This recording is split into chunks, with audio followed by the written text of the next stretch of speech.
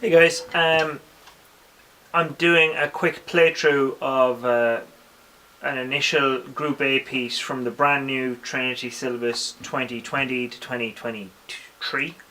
I don't know, man, it's so hard to say those years, it sounds like the future. But this is called Caribbean Sunset. So far, the previous two pieces, they've been quite good. As it looks like this is the first few minutes of me looking at this, it's looking really good. I'm really happy about how it's sounding. So, this is in a Latin feel.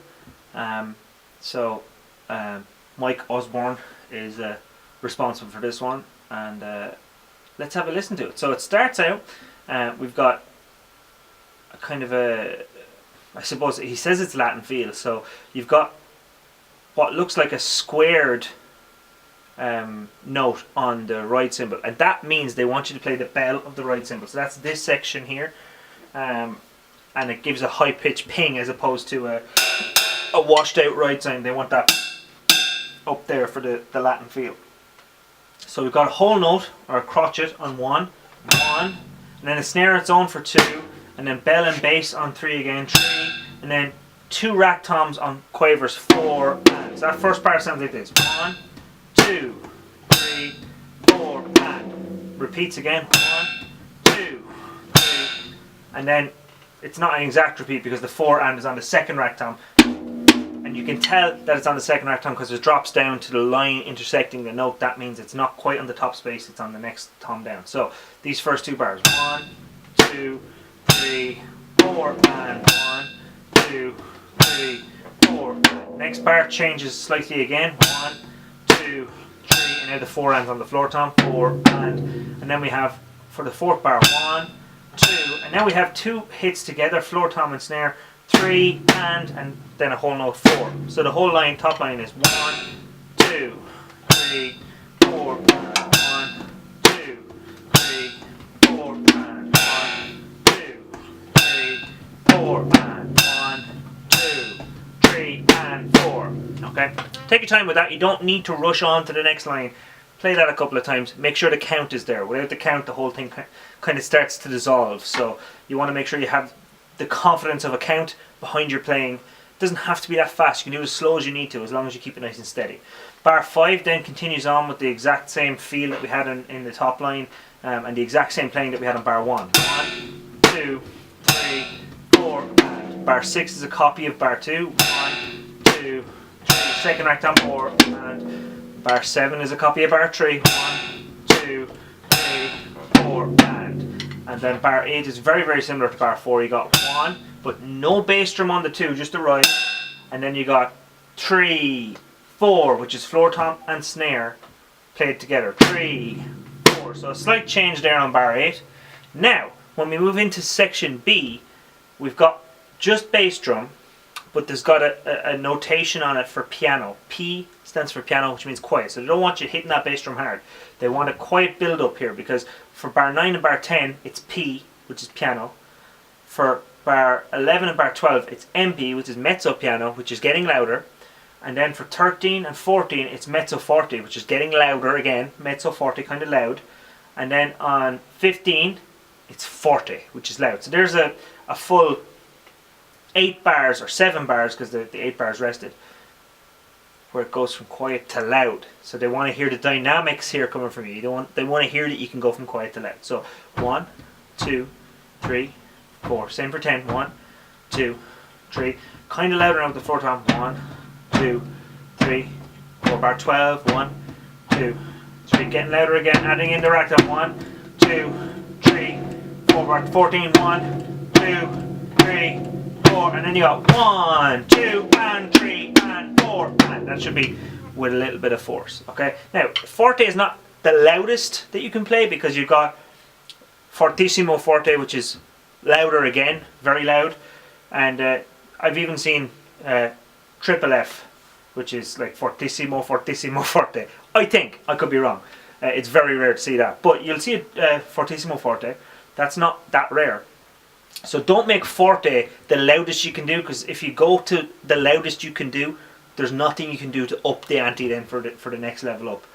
Okay, so that was section B. So the whole of section B is that build up to bar bar 15 where you have the 1, 2, and 3, and 4, and then bar 16 is a full bar of rest. You got that semi-breve rest, which is the X, or the square hanging from the bar line. That's a 4-beat rest. Now, it looks like we're getting back into that Latin feel for section C. We got 1 bass drum and bell of right cymbal, and then you got quavers, 2 and. Now the 2 and doesn't stay on the one thing. You got the 2 on the bell of the right, and you got the and on the snare. 2 and. So it goes 1, 2 and. So watch out for that. Keep it slow. Practice it slowly. Then you got 3, which is bass drum and bell right again. 3. Then you got 4 and, which is what it was on bar 1 up on that rack tom. So 1, 2 and 3, 4 and 1, 2 and. Okay. So watch out to make sure that you don't play the bass drum like I just did on the 2.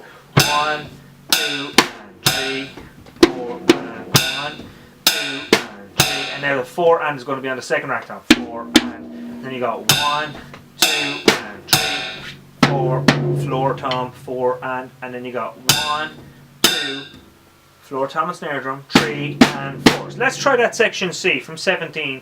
1, 2 and 3, 4 and 1, 2 and 3, 4 and 1, 2 and 3, 4 and 1, 2, 3 and 4. That's all MF, mezzo forte. Now our final line is going to have that same feel. 1, 2 and 3, 4 and 1, 2 and 3. Down to the floor tom, 4 and. Now we have a fill. Snare drum 1 and rest on 2. Snare drum 3 and rest on 4. Second rack tom 1 and rest on 2. And then you got floor tom and bass drum 3, 4. So that last phrase, 21 to the end.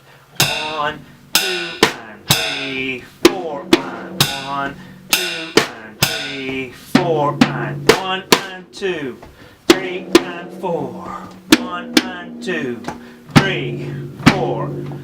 That section, you're going to find it hard to leave enough of a space for your rests. People tend to misunderstand what a rest is. A rest isn't, there's nothing there. There is a full non-beat. So when you have a rest on 2, you leave a full space for 2. A lot of people, they'll go 1 and 3 and they'll skip the 2 because, oh, there's nothing there, I don't have to play it. You have to play nothing. You have to leave the full space.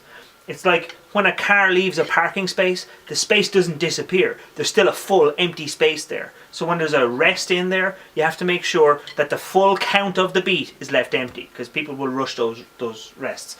That's a great piece. I hope you don't find it too challenging, or that you find it interesting. The challenge is good, I guess, but that you find it interesting. I'm also going to do a playthrough right now with the backing track, so if you want to learn from that's a fun one to learn from, because the track does help you keep an interest. Cool. All right. Hope you're enjoying this new syllabus, and let me know if there's anything you'd like me to cover within these first few grades, and I'll get to it quickly. Thanks for watching, guys, and I'll see you in the playthrough that I'm going to do in 10 seconds. Bye.